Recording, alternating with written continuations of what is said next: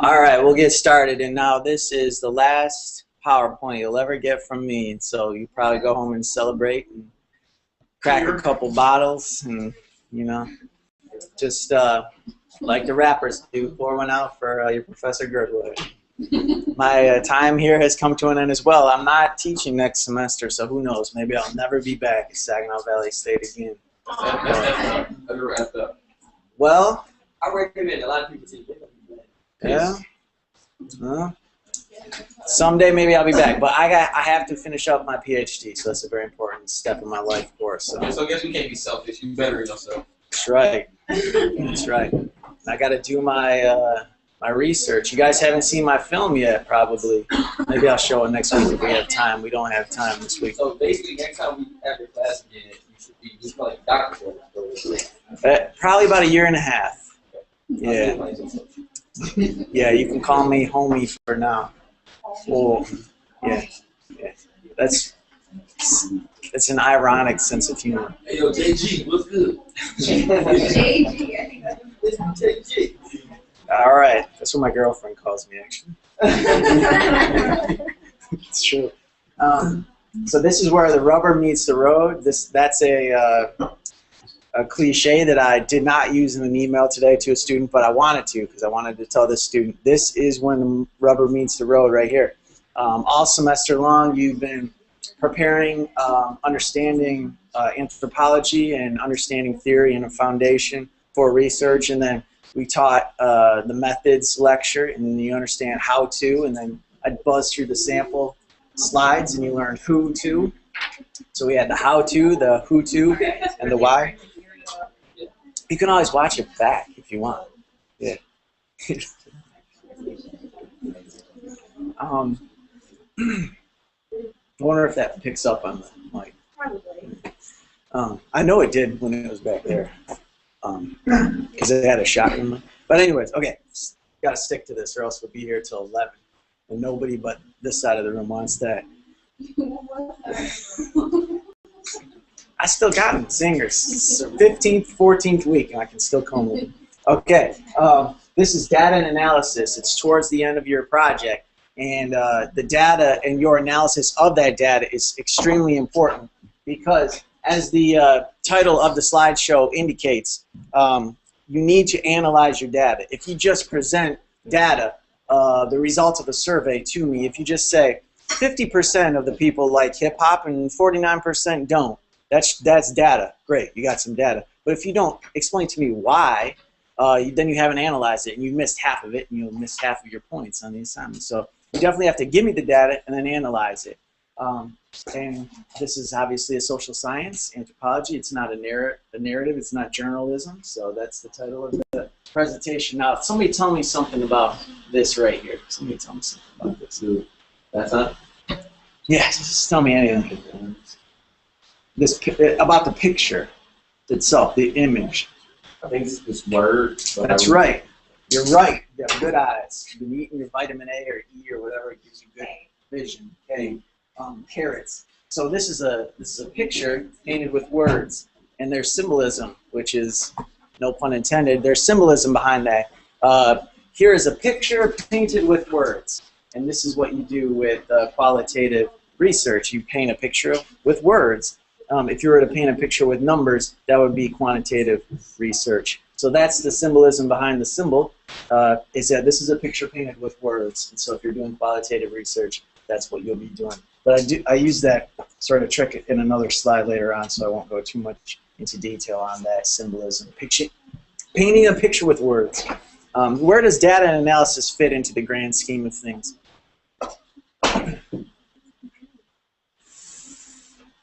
It falls in number 7 chronologically. After the pause of 13 weeks of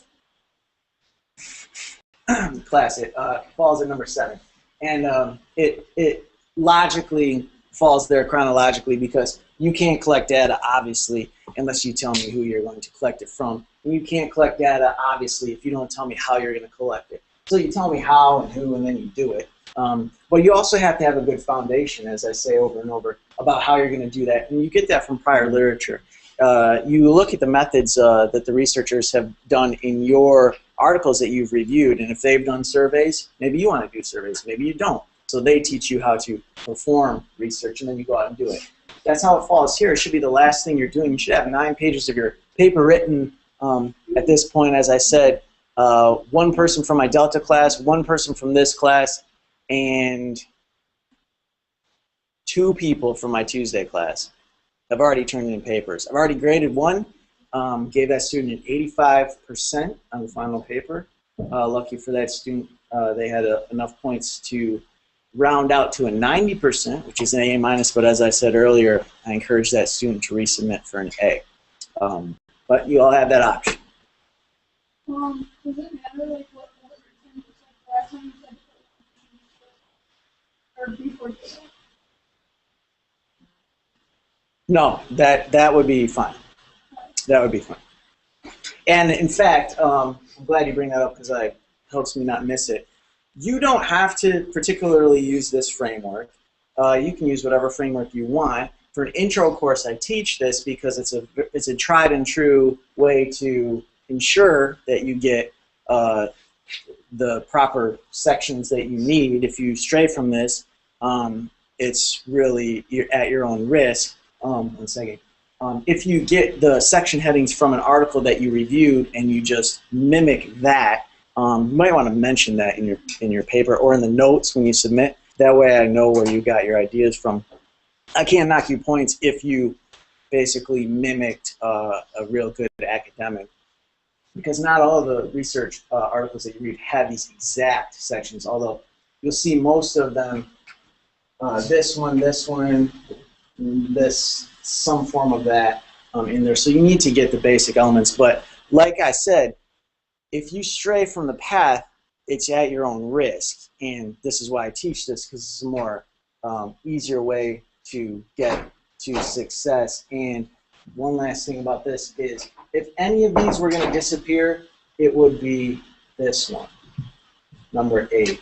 If any of them would be to disappear. Hold on, I got to get her first.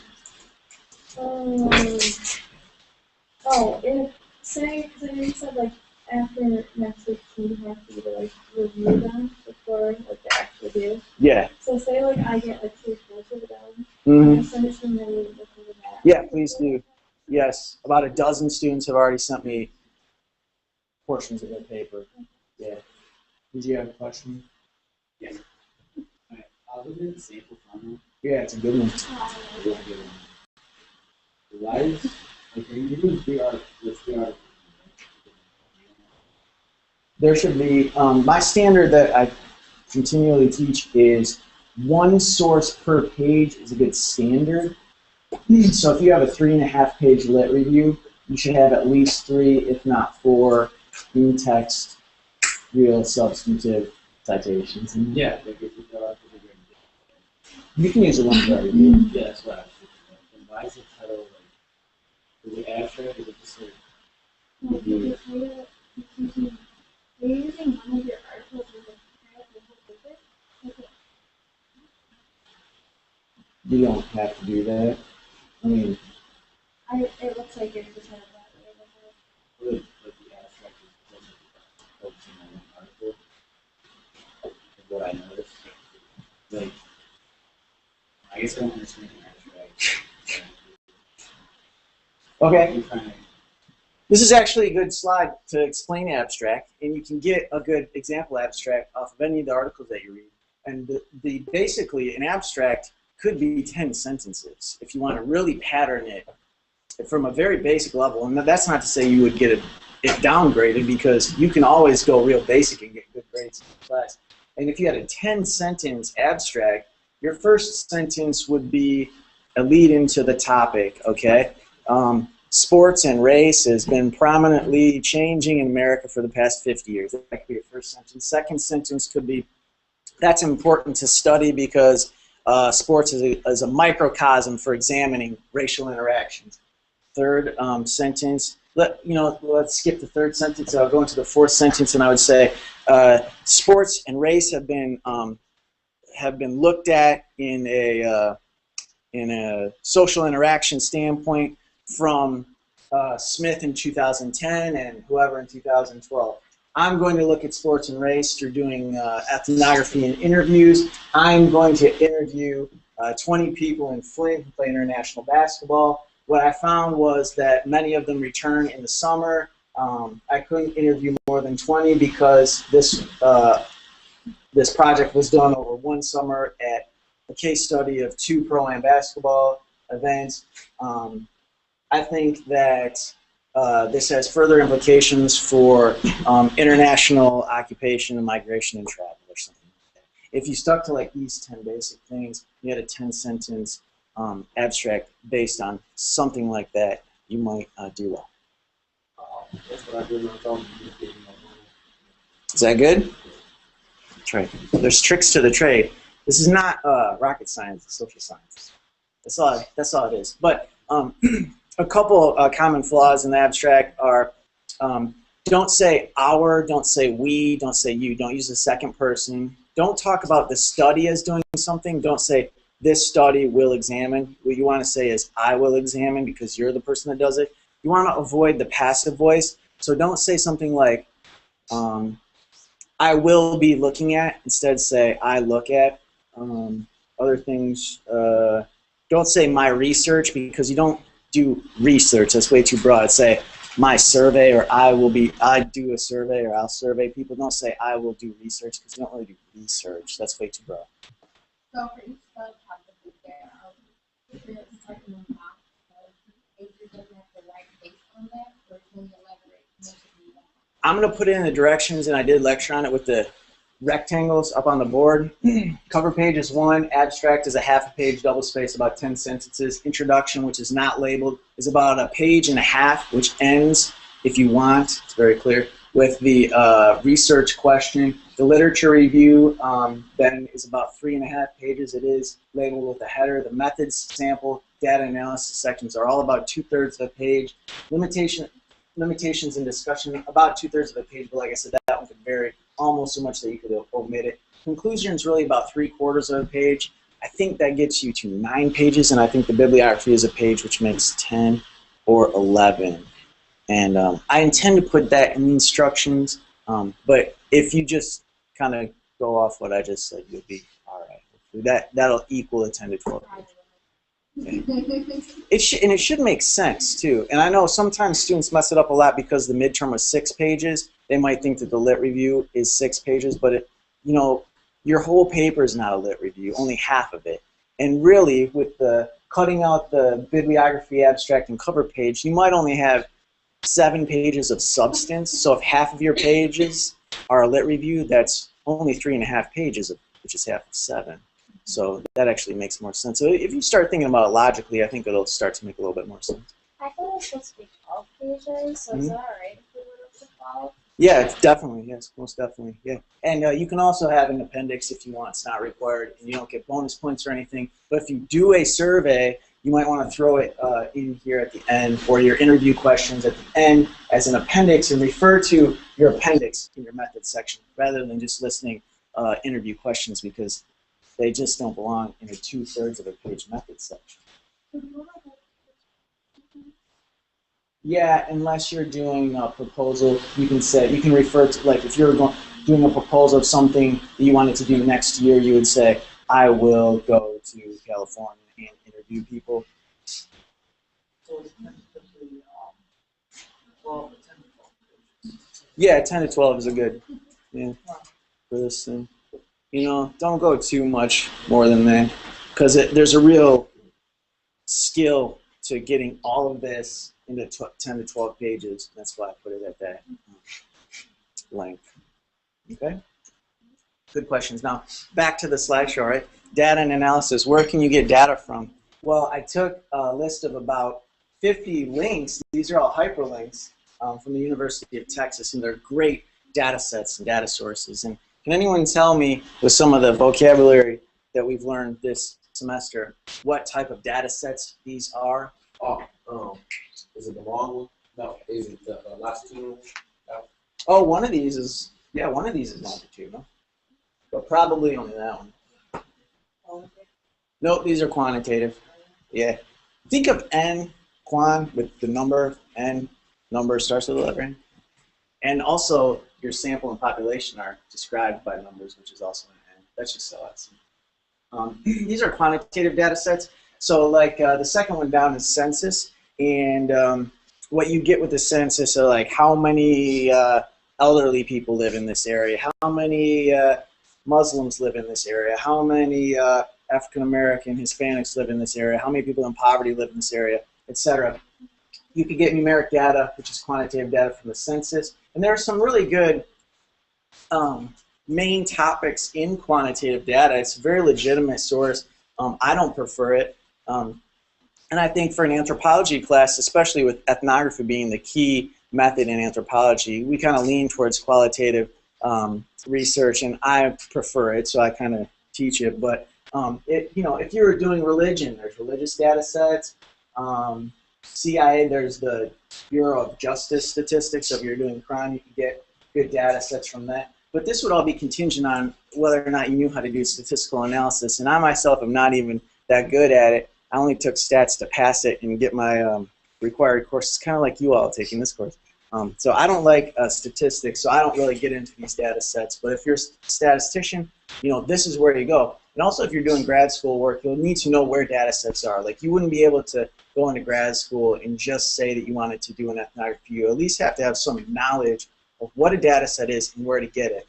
Essentially, what these are, these numeric or quantitative data sets, are really downloadable spreadsheets or CSV or text eliminated value files. And so you can download, basically, in its simplest form, a spreadsheet, and then you can crunch some numbers. So if you wanted to look at, let's see, we would be doing a biophysical study for this anthropology class, and you wanted to look at cancer rates, and you wanted to analyze them, correlated to behavior, you could download some data of not only how many people have cancer, but in what geographic area, in what proximity to a nuclear waste plant, and how many of those people were smokers or drinkers or whatever. So you could crunch numbers in that way through the numbers that you get from these quantitative data sets, which are basically spreadsheets, and then you'd run them through some formulas that I won't teach you in this class, because I probably don't know them anyways. Of what I just said about cancer, though, you'll hear a lot of studies about if you smoke, you're more likely to get cancer. That's going to probably be a quantitative study, right? They'll say 85% of smokers get cancer, or something like that. So that's numeric data, and you'll get that a lot with the biophysical scientific studies and research on things like cancer rates. But when I was talking about cancer rates, I also mentioned some other stuff in there that might be better apt to be studied qualitatively. Can anyone tell me how you could do a mixed method study using cancer rates with also a qualitative research study that might go together well?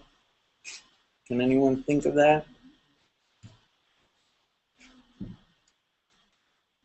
So if I told you that 85% of the people that smoked get cancer, and I gave you some good hard numeric facts about that, what could you do qualitatively that might help me assist my study, support it, or negate it, but qualitatively? So I'm doing a quantitative study trying to find out cancer. So I give you this new numbers, and I'm just like, I found out that 85% of the people that smoke get cancer. How are you going to help further my study qualitatively? Because I just gave you numbers. So you want me to do it in a nominal way? Right, yeah. Find out what kind of cigarettes they smoke or what they were smoking to give them cancer. Yeah, exactly. That's exactly right. The behavior is a key component, because if we do some study and we find out that if you smoke you get cancer, okay, great, we know that. But we have to figure out why people smoke, what they smoke, how often, what time of day. Do they smoke in social settings? Do they smoke because their parents smoke? Or do they smoke because of commercials? So we can do all this numeric data and crunch numbers and find out that smoking causes cancer. But if we don't talk about people's behaviors with them and find out data qualitatively through things like interviews, focus groups, and surveys, or even ethnographies, then I don't think we'll get anywhere. So that's why, quantitative data can only take you so far in certain topics. But I also want to point out on this slide that I think we take for granted a lot, and I know some of your objectives are not to be scholars when you grow up, but if you look here on this slide, we have U of M, U of M, U of M, U of M, U of M, U of M. So this is a list of the best quantitative data sets submitted by Texas. And if you perhaps didn't know this, University of Michigan is really the top public policy and survey data program, databases, whatever you want to say, university that does this kind of stuff in the nation. And as you can see by several of the data sets listed on this slide, University of Chicago is great, sociologists there, the Chicago School.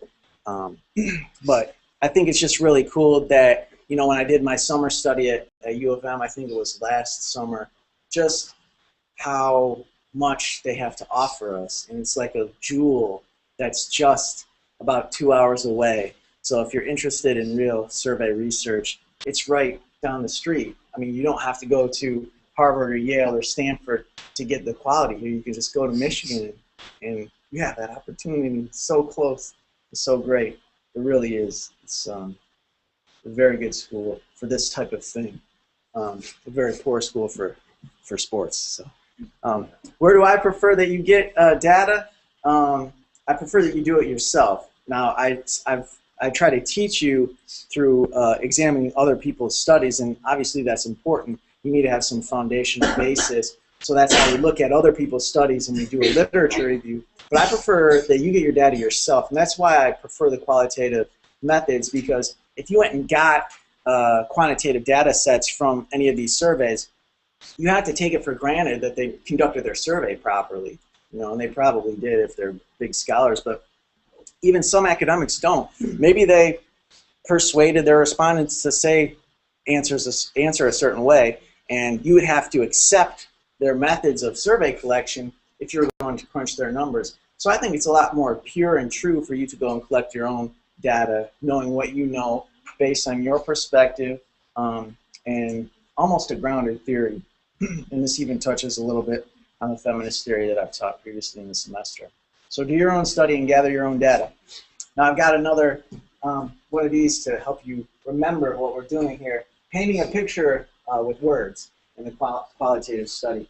And here we're painting a picture with numbers in a quantitative study. So quantitative and qualitative, the vocabulary words for the semester. Quantitative is done with numbers, qualitative with text and words. You could do mixed methods though and do both. So one way that you can manipulate numbers, I've already kind of alluded to the fact that you can manipulate numbers, but this is a pretty visual, blatant way that you can mess it up if you presented your data to me inappropriately and incorrectly. What we have here are two things that are supposed to be the same, represent the same thing. And this is supposed to represent twice the number of people. So this is, say, 10,000 people, and this is 20,000 people. If you were to say, like, 10,000 college grads and 20,000 less than college grads. So this is supposed to represent double. And this is also supposed to represent double. 10,000 people, 20,000 people. But the problem is this one has based the double, or the 2x, the doubling, off the circumference size. So here's the circumference, and then this circle is twice the circumference, but that's incorrect representation of numeric data. What you're supposed to do is base your visual representations off of is the area of the circle. So if you did the pi r squared, the area of this circle is half of the area of this circle. So if you were to present something in your papers like this would be incorrect. Don't base the scale off of the circumference. This is correct, basing the scale off of the area. So really, it's the same numbers, 10,000, 20,000, 10,000, 20,000, but the visual manipulation of the data is different, showing you that numbers can lie, okay? Which is kind of leading you into me preferring qualitative research methods some more. I think that qualitative focuses on meanings rather than quantifiable phenomena. Meanings, the reasons why people smoke as opposed to how many people smoke. I think that qualitative, and I stole it, it's not just my thoughts, but I stole it from a textbook. And it's quoted properly. Qualitative research collects a lot of data on fewer cases, as opposed to quantitative research, which collects few data on a lot of cases. So what you want to think about, again, is the cigarette smoking thing in the census. So if I went up to somebody and I asked them about their smoking history and their entire life history of smoking, and when did they pick up smoking in college, and how at a bar, and because of a girl, and blah, blah, blah, for an hour or 90 minutes, I would have a lot of data about just that one person that I talked to, as opposed to a census, which would survey 20 million people and figure out that 15 million of them smoke. So that would be just a little bit of data, a yes/no smoking, based on a lot of people. And yeah, the census is in depth, they ask a lot of questions. But I can find out more about you in probably 90 minutes than anything that you wrote down on the census, even though maybe it took you longer than 90 minutes, because those things are complicated. So qualitative is in-depth and detail without predetermined categories, and quantitative sometimes has predetermined categories. And the caveat on that bullet point is this is not a this or that. This is not an apples to oranges. So it's not that qualitative is in-depth and detail and quantitative is not. It's just that qualitative is probably more in-depth and detail, like I said with the interview about smoking habits, than is the quantitative. So this is not a is not. This is more of a kind of sliding scale. Last bullet point, have to remember in qualitative research that the researcher is an instrument to the study. And this is really important in ethnographies and anthropology class, because if you were to go plant yourself in a situation and observe the people around you. I'll give you an example of when I was making my film. When I went to one of the basketball games, it was pretty amazing to me because out of about 300 people, I was literally the only white guy out of about 300 people in Flint. You always would think that maybe there'll be a couple other white guys, but I was literally the only white guy. And I've also brought my camera and my microphone, so I had to at least account for the fact that that was a situation, and I'll have to write that into my study. Whether or not it really totally blew up my whole interview, and whether they give completely different answers to me than a black guy, we'll never really know, but at least it persuaded some type of a response, even to a minimal degree. And I feel like I had a pretty good rapport, as I've taught earlier in the ethnography lessons. So myself as an instrument in the survey is relatively omnipresent in a qualitative research method, but with quantitative, sometimes you're completely blind. Yeah, you're slightly a part of the instrument because you wrote the survey, but if you mail it out blindly to 20 million people, you're not really walking into their home and sitting on their couch and asking them their race, which is highly different than if you actually did that. People might answer differently. So qualitative with yourself as part of the study is something that I think is kind of cool. Being within the study, the researcher, puts you in the context, and this is especially relevant to an anthropological ethnography, putting yourself in the context of your surroundings, giving attention to the impact of you being there and also your values on the course of the analysis. So the example I've given out this week is if you dressed extremely provocatively and walked into a church and asked questions about abortion and you're dressed like a prostitute or something like that, you might get different results than if you walked in dressed like in a suit to a Protestant church and you asked about right to life or something like that. And I have to point out that like this would be an example. It's Nawaf, right? Nawaf. If Nawaf walked in dressed like this to certain situations in America, he's going to get different responses, I believe, than if it was dressed like me. And this is a blatant sort of black and white, no pun intended on the whole thing, but the black and white, but difference in appearance and how that might persuade the respondent or even the behavior of the people involved. And I mean, you got to know that some of the, I don't want to say it's a fun study because it has kind of sad consequences, but if you were to do a study on perceptions of Arabic or Muslim people in America, and you, to use a kind of non-scientific maybe terminology, you planted Nawaf in certain situations like that, dressed like that, and you observed how people reacted to him either at an airport or another situation where Nawaf would seem out of place dressed like that, this is going to influence the respondent's behavior, I think, a little bit more than if you were to dress similarly to them. And I'm glad that you dress like that because for this presentation, it really, I think, drives home the point. People understand that, okay, if Gertrude was a white guy in a basketball court in Flint, maybe people are going to be provide real responses to me. But to put it to the extent of a dress like that, I think it drives home the point that the researcher can influence the responses. And I think that's an important part of a qualitative study. I think it's a great part. Because what you're trying to get to are rich descriptions of the world. If you hand a piece of paper to somebody, they're going to fill out bubbles, give it back to you, and you'll get one response. But if you're trying to paint a rich description of the world, what's going on in it, if you're trying to paint that picture with words, being there and seeing the behavior and recording it, going home and analyzing it, it's going to give you a much more in-depth understanding, I believe. So, charts. This is another chart that's kind of,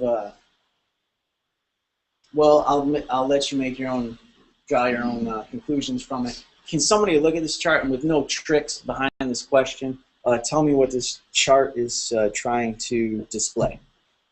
Go ahead. Demonstrates that Americans are living longer. Thank you, because I think maybe you understand me maybe more than some of my other students, because in the past 2 classes I've asked this, and I'll sit to blank stares, and then they'll try to figure out like what I'm trying to say. No, like, that's what I want to do. The first sentence. Can you read that again? That Americans are living longer. Yes. Do you think that represents that Americans are living longer? Why not? Can you say it louder? Yeah, it shows. It also shows age and years. It also race, behaviors. Okay. Sort of visually misleading because it makes you just think that like you automatically go to 20 to 44 years old. It's the biggest jump. Yeah, and she said it was visually misleading because it looks like it's going down too. But like Glenn was alluding to, it's only showing proportions. And so this is why I think this is a terrible graph, because like Jeremy said, this graph says that Americans are living longer. If I saw a graph that showed me people were now living to 85, 90, 100, 120, 150, 200, 250, I'd be like, okay, Americans are living longer. I get it. But this doesn't show anybody living longer than 65 plus. Yeah, it shows a big proportion of people living to 65 plus, but everybody on this graph from 1860 to 2000 might be dying at 66. So I'm going to look at that and say, You haven't convinced me that Americans are living longer at all. They're proportionally, the population is proportionally older now than it was, but nobody's living longer. So I think that was poorly labeled. And that's why I put it up there, because I would critique it. I don't like this one. I don't think it's valid. But it's right from the census, it's right from an academic, so it's probably past peer review. So what do I know, right? Now, the data that you assemble and accumulate depends on your method. These are more qualitative methods. I've taught you what ethnography is. It's the principal qualitative method of anthropology, I think. You know, most textbooks say that. It's a participant observation. Skipping down one, participant observation, observing how participants construct their social reality. That's ethnomethodology. Those are kind of similar. Ethnography is kind of cool. That is basically an ethnography on the internet. So an ethnography for an anthropologist usually is when you go into like the African bush and you kind of look at these people that, you know, throw spears at pigs, and why are they doing that? You know, that's the typical ethnography. And if you're a, you know, an American pop culture ethnographer like myself, you go and watch basketball games in Flint. But another way to do an ethnography is to do it completely online, to examine either comments of news stories online or gamer groups. You know, that might be an ethnography, or to study Facebook or social media to do an ethnography. Narrative analysis is kind of cool. That's when you're pretty much analyzing biographies, and unintentionally I was alluding to the smoking habits, in which case if you analyze a bunch of biographies of smokers and try to figure out their behaviors, that might be a narrative analysis. And conversation analysis is kind of cool for those studying media, linguistics. Conversation analysis is very similar to what is called a discourse analysis. Conversation is usually referring to the oral communication, whereas a discourse analysis will be the written, say, in the newspaper, as opposed to news talking heads. So these are 5 qualitative methods, and the data you get from these would be observations, words, painting your picture with words. If you chose a quantitative method, your data would be numbers. So what I want to see in your papers are these types of things. Okay, you're not going to be graded specifically on these bullet points, but through our 14 weeks of class, I've been giving you vocabulary and basically fundamental concepts of introductory anthropology. And one of the things you've heard me say over and over is quantitative and qualitative. So if you express that in your paper, that you have a knowledge and a comprehension of qualitative and quantitative by saying, hey, look, I'm going to do a qualitative method, and this is what I'm going to do it, and blah, blah, blah. I want to see that. I want to see your papers if you choose to use charts, tables, and graphs, or if you don't. Remember, copying and pasting a chart, table, or graph from prior literature is not your research. So I tend not to want to see those. I would like to see your own charts, tables, or graphs. So if you pull data from other research, like I had those data sets up there, or you know, if you want to kind of take the easy way out, but it's okay, and you want to pull data from actual articles, you can't just copy and paste the table. You'd have to take their numeric data. You'd have to run your own statistical analysis of it, and you know, make your own table or chart. And the easiest way to do that would be to make a chart from one of their tables, you know, and sort of synthesize the data. That's kind of easy. That's okay. But I'll be looking for graphics or no graphics. I want a very clear description of your goal, okay? Is your goal to be a rich description of the world, or is it to be a measurement of a specific variable? And if you're doing a measurement of a specific variable and you do qualitative, that's a problem. That's problematic. It expresses that you don't have any understanding of qualitative and quantitative. If you're trying to provide a rich description of the world and you try to do that with numbers, we also might have problems. So if you're doing a rich description of the world qualitatively, I think you've aligned those two well. If you're trying to measure specific variables and you do quantitative analysis, I think you have a good understanding of what that means. And then also, where did you get your data? Did you collect it yourself, or did you use secondary data from one of those data sets or from somebody else? I'll be looking for those sorts of things. Now, as I said to start this is kind of where the rubber meets the road. And as this is our last substantive lecture course, I think there are 3 more slides on this show. I just try to kind of get across to you the importance of the subject matter. I know not many of you, if any, are sociology majors or minors, and that's okay, but what I want you to do is take the subject matter into whatever you do, because it's extremely important for our world to progress. Okay, we have to move forward in certain ways, and I'm going to exhibit one of those ways right now using data. Can anyone tell me what this is? This is that supposed to be representation. Yes, I shouldn't have put that on there. Yeah, so can you further explain this map to me? I'm showing that the blue represents one group and the red represents another. What group? So I'm going to assume the Republican Democrats. Oh, that's a good guess, and it might be very close. No, I'm probably so wrong because that's Detroit. I'm probably so wrong. No, but you're very close because, you know, Democrats, African Americans tend to vote Democrat more than Caucasians, so it could be pretty close. And According maybe. to that would be Detroit get most people. Right. Well, what part of this is Detroit? Is anyone around from Detroit? Let me hear some. That's around. Go ahead. I assume Detroit, or generally speaking, Detroit profits the blue. So he thinks that Detroit City is the blue. No, well, I don't know, but I don't know, but I'm gonna guess the lighter part where it says racial segregation. That's Canada. So I figure like almost like right there. I want to think, but Yeah, that's the water. yeah, I want to say that's like over there where Canada. Really, not too many of you guys know Detroit very well? I know it's a triangle shape. That's from downtown. Yeah, that's Detroit. That's the inner city. That is the suburbs. Yeah, that's true. Yeah. Okay, so that's political segregation, I believe. I don't think the other colors are in there. That's it. Anyone else? I know that Detroit is shaped almost a triangle with that's what he just said about suburbs. Or like the certain part that says triangle with. Yeah, you see this. You see the spokes right there. Yeah.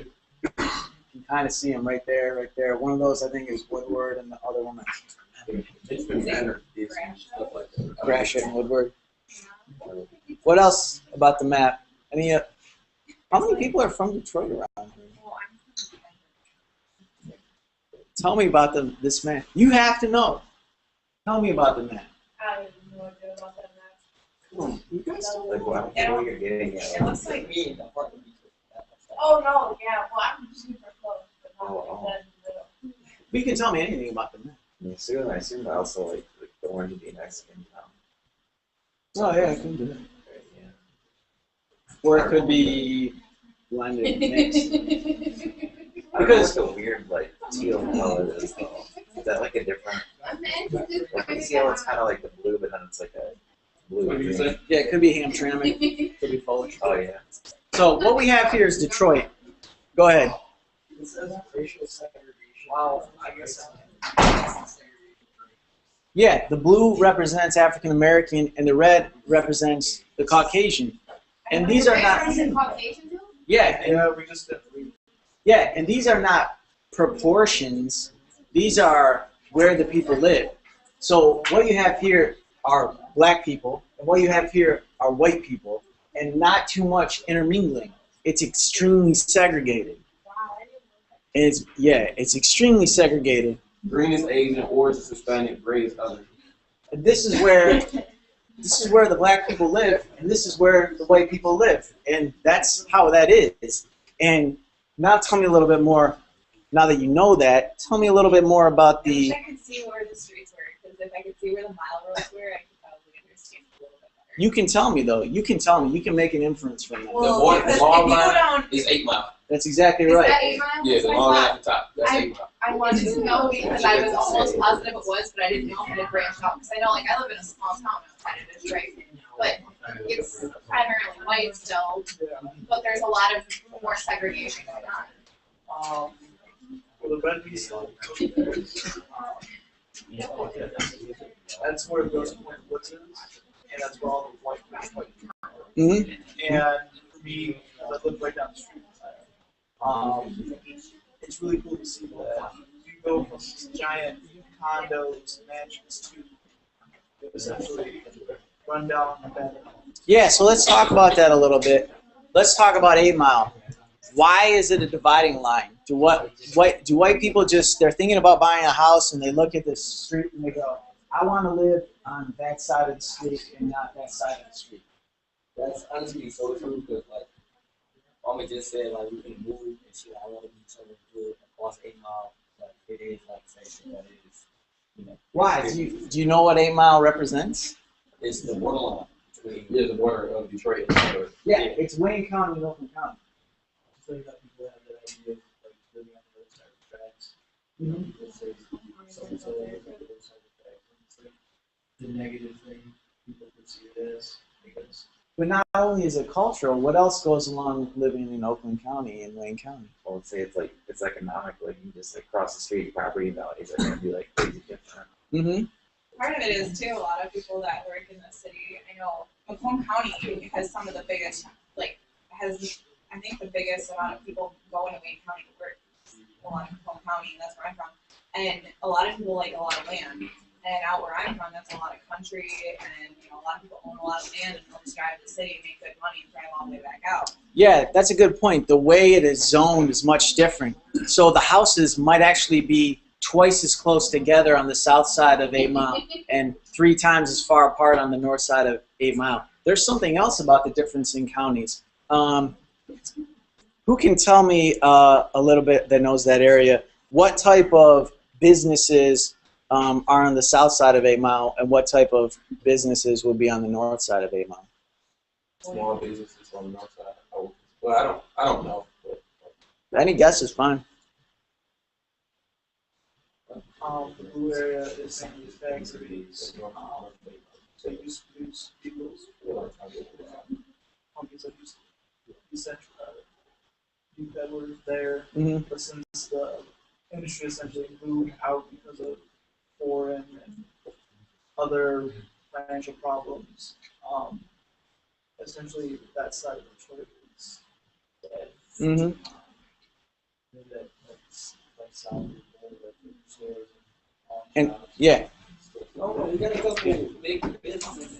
yeah, like G building. That's you got that Yeah. downtown. but if you were to do like a geographic survey, and a student did this last semester for my class, and you were going to count the number of liquor stores, there are way more liquor stores in Wayne County than there are on the other side. There are way more pawn shops and strip clubs and liquor stores in Detroit than there are in Oakland County.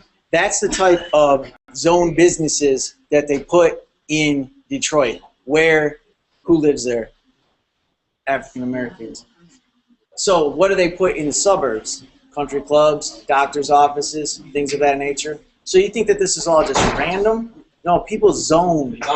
Zoning. We We learned talked about that about it. earlier. Yeah, we talked about that. Yeah, that's how the system works. So it's not just that somebody wants to put a doctor's office in Detroit, they can't.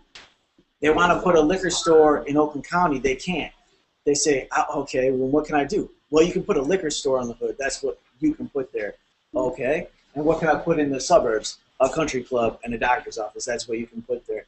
And so when you look at this map, you know, you can think, all right, black people just like to go, and they just like to live on the south side of 8 Mile because that's just where they want to be with their people. Or you can look at it and go, something is seriously wrong here because that is an extremely dense population of one race, and that's an extremely dense population of another race, and segregation is a big problem. How old was that at? I think it's from like, 2000 census. yeah, 2007? No, 2000. 200. That's Oh. changed a lot since then because there's nothing in Detroit now that's downtown. All the African Americans and different ethnic groups are moving out into the suburbs. I can show you where to get a map that either supports or negates that. Or even so. But it just wouldn't be is the black people sticking together. You could say white people.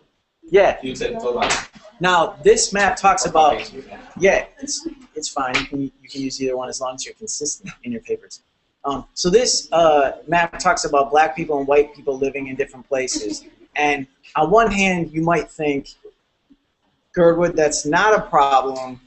Black people can live with black people, white people can live with white people, and everything can be just fine. You know, it's not a problem to be segregated on the surface. But what is this map of? poverty map.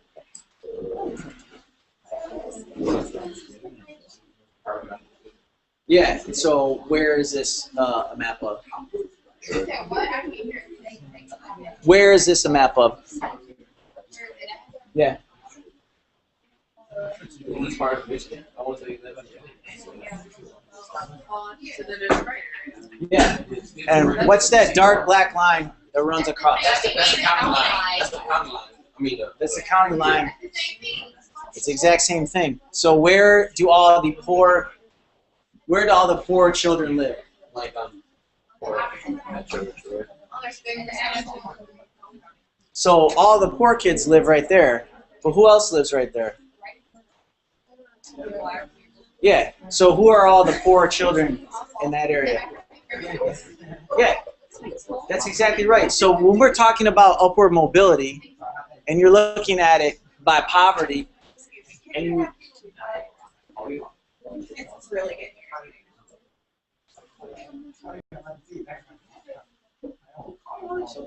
Or can I do it? Hey guys, let's calm it down because I don't want to be here till 10-2. Seriously.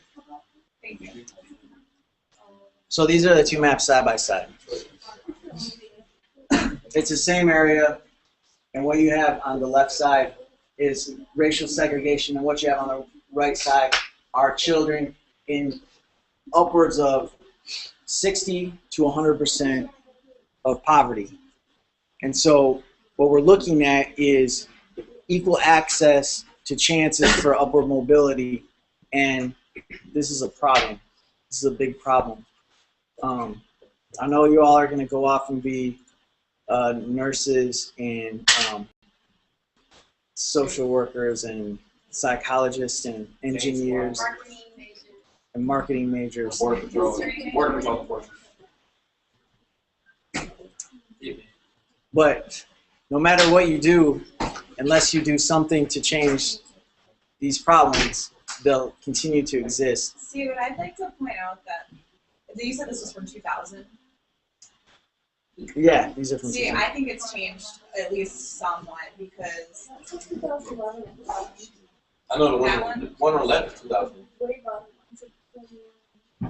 I just think some of it's changed because I know, a lot of the area I'm from has changed dramatically over the last 10, 15 years.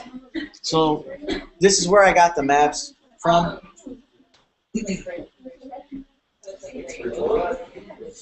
So these are where I got the maps from. I got them from Wayne State. There's a variety of maps from elderly population maps, which might be good, for your study for comparison. Youth population, percentage change of the population, and I would like to show you all of these, but because we were talking about it, you can find the percent who move. So you think that things have changed, so you can find an actual map that either supports or negates that. Who's moving?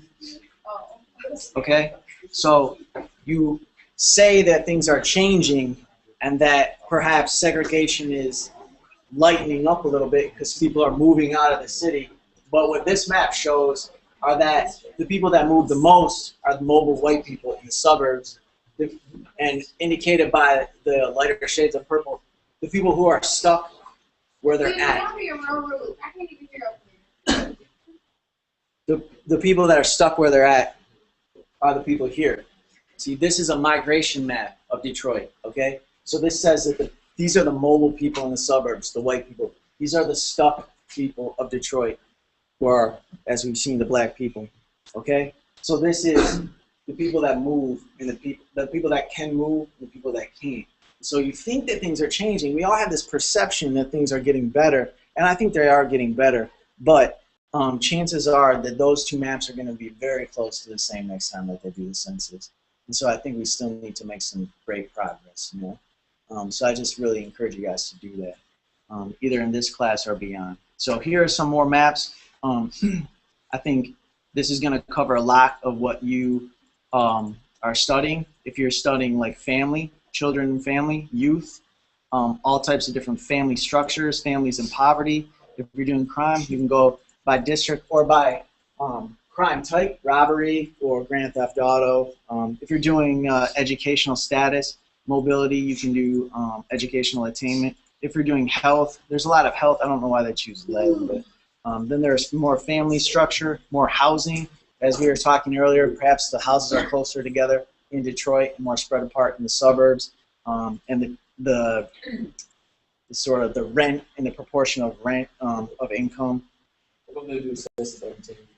I think so. Why wouldn't it be 2010? Yeah, 2000, 2000 to 2010, that'd be 10 years.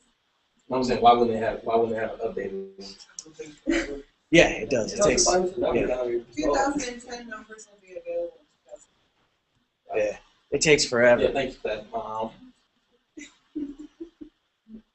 Did you name yourself that? No, She told me her name. No, I go. Her name's Cindy. Jeremy names me class mom. Oh, do you have I an? work with census data, and seriously, I wait for it. Migration and population distribution change. So if you wanted to see the density and the population change by county from 1990 to 2000, so you have the hypothesis that it's changing, then you can look for the population change here. And what this indicates, like you say, you think that the population of Detroit's changing. This map indicates that those people are stuck. This is population change. These are the places that the population is not changing, okay? This is a stuck class.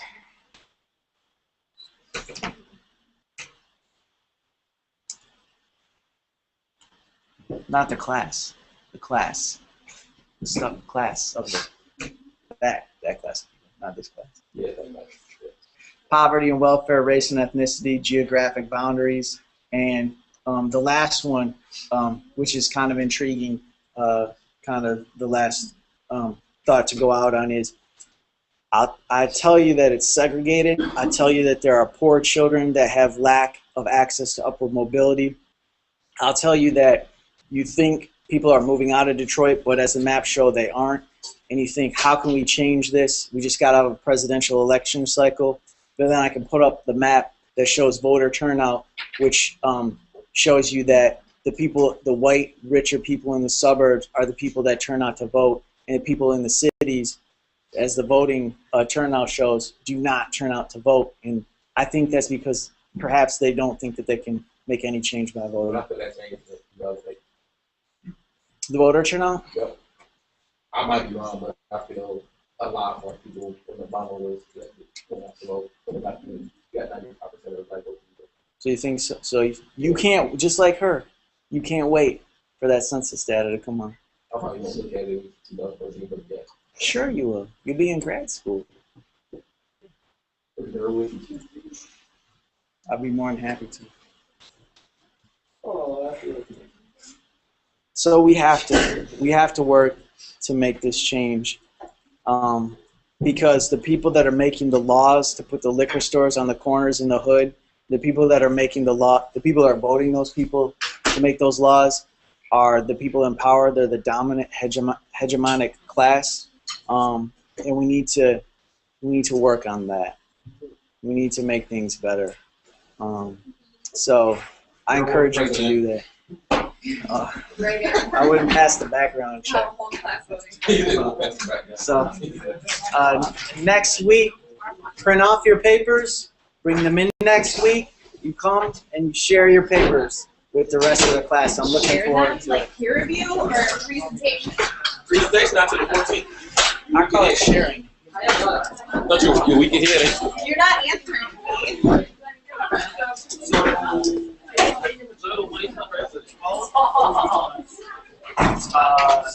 Nothing. I found my sit here. Remind me to say this next week. I encourage you to upload your final CD space, but as a last resort, I can sit here. If you want to print one off, bring it to me. If you have computer problems, I'll be here, but we don't have a plan like this.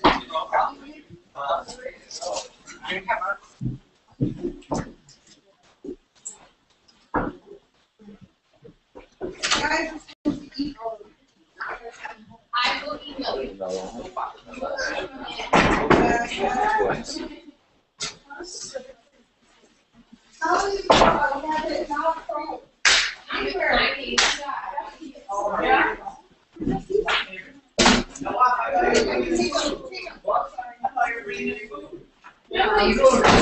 Next week. Next week. Yeah. What are you bringing in? Yeah, this is the trail. Okay.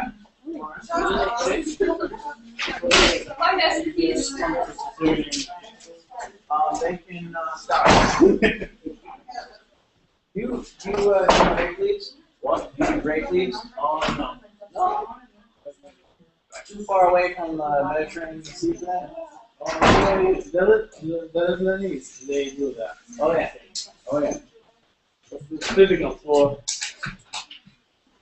the rock mining. So you have the live stats up there?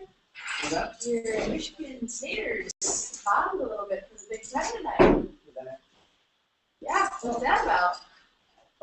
Well, when you unleash Spartans on South Beach, Miami, there's no guarantee that they're going to focus on basketball.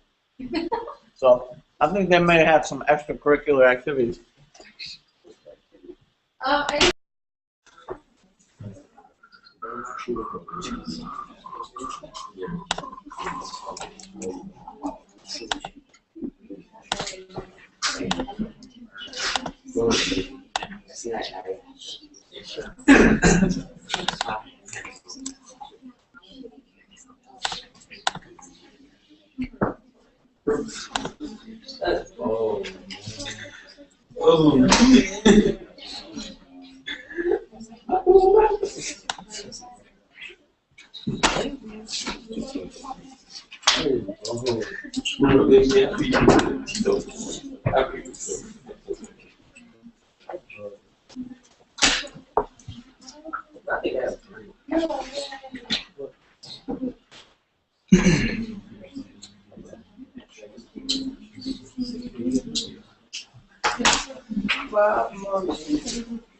All right, we'll get started. And now this is the last PowerPoint you'll ever get from me. And so you probably go home and celebrate and crack a couple bottles and, you know, just like the rappers do, pour one out for, I wanted to tell this student, this is when the rubber meets the road right here.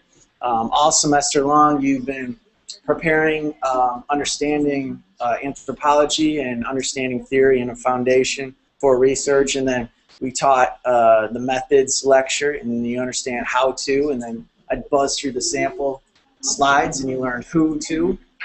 So we had the how to, the who to, and the why. You can always watch it back if you want. Yeah. I wonder if that picks up on the mic. probably.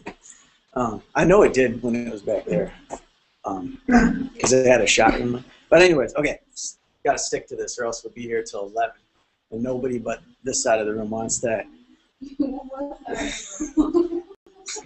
I still got them, singers. It's the 15th, 14th week, and I can still come with them. Okay, this is data and analysis. It's towards the end of your project, and the data and your analysis of that data is extremely important because, as the title of the slideshow indicates, you need to analyze your Professor Girdwood. My time here has come to an end as well. I'm not teaching next semester, so who knows? Maybe I'll never be back at Saginaw Valley State again. Well, I recommend a lot of people take it. yeah. Someday maybe I'll be back, but I have to finish up my PhD, so that's a very important important step in my life course. So So I guess we can't be selfish. You better yourself. that's right. That's right. I got to do my my research. You guys haven't seen my film yet, probably. Maybe I'll show it next week if we have time. We don't have time this week. So basically, next time we have your class again, you should be just like doctor. Probably about a year and a half. Yeah. Yeah, you can call me homie for now. Oh, yeah. Yeah. That's an ironic sense of humor. Hey, yo, JG, what's good? JG, I think that's JG. All right. That's what my girlfriend calls me, actually. It's true. So this is where the rubber meets the road. That's a cliche that I did not use in an email today to a student, but I wanted to because of data. If you just present data, the results of a survey to me, if you just say 50% of the people like hip hop and 49% don't, that's data. Great, you got some data. But if you don't explain to me why, then you haven't analyzed it, and you missed half of it, and you'll miss half of your points on the assignment. So you definitely have to give me the data and then analyze it. And this is obviously a social science, anthropology. It's not a narrative. It's not journalism. So that's the title of the presentation. Now, somebody tell me something about this right here. Somebody tell me something about this. That's not. Yes, just tell me anything. This about the picture itself, the image. I think it's this word. That's right. You're right. You have good eyes. You've been eating your vitamin A or E or whatever gives you good vision. Okay. Carrots. So this is a picture painted with words, and there's symbolism, which is no pun intended. There's symbolism behind that. Here is a picture painted with words, and this is what you do with qualitative research. You paint a picture with words. If you were to paint a picture with numbers, that would be quantitative research. So that's the symbolism behind the symbol, is that this is a picture painted with words. And so if you're doing qualitative research, that's what you'll be doing. But I use that sort of trick in another slide later on, so I won't go too much into detail on that symbolism. Painting a picture with words. Where does data and analysis fit into the grand scheme of things?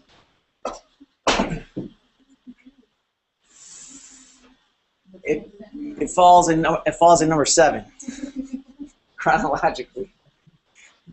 After the pause of 13 weeks of class, it falls at number 7, and it logically falls there chronologically because you can't collect data obviously unless you tell me who you're going to collect it from, and you can't collect data obviously if you don't tell me how you're going to collect it. So you tell me how and who, and then you do it. But you also have to have a good foundation, as I say over and over, about how you're going to do that, and you get that from prior literature. You look at the methods that the researchers have done in your articles that you've reviewed, and if they've done surveys, maybe you want to do surveys, maybe you don't. So they teach you how to perform research, and then you go out and do it. That's how it falls here. It should be the last